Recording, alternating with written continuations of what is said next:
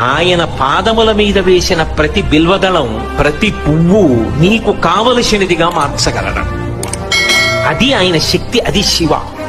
శంకర నీకేది కావాలో దానిగా మార్చి తోరణం గడపని పట్టుకునేటట్టు చెయ్యగలిగిన వాడెవరు అంటే శంకరుడు. అందుకే మీరు గమనించండి, లోకంలో దీనికి పరిష్కారం ఏమి అన్నది అందట్లేదనుకోండి, అప్పుడు ఏం చెప్తారంటే అభిషేకం చేయించుకోండి శివలింగానికంట.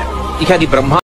మారేడు దళాన్ని శివలింగం మీద పడితే వెనకాల ఉన్నటువంటి ఈన శివలింగానికి తగిలిందా వెంటనే ఐశ్వర్యం వచ్చేస్తుంది.